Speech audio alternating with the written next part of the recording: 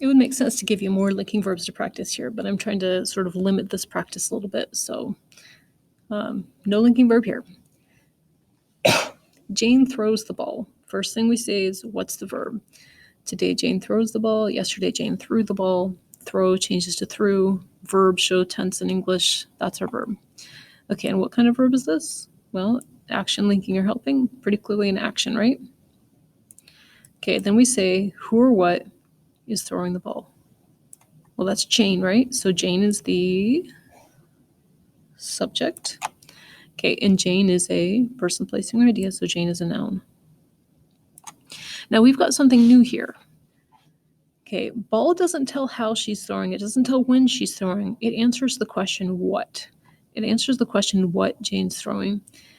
Okay, so this is a noun, and the question is what's its function in the sentence? If we have an action verb and that action verb is directly sort of passing some sort of action onto something, I don't know if I'm explaining that right, we're going to call that the direct object.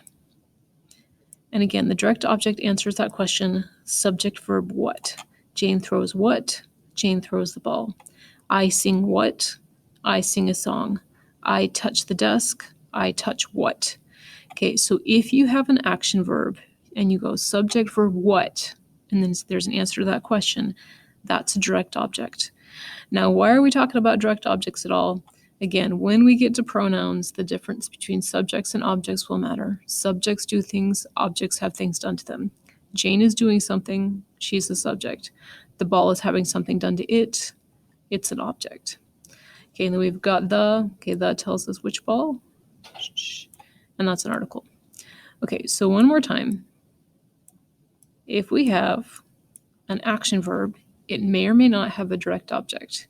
But if you say subject verb what, Jane throws what, and you have an answer to that question, then you have a direct object.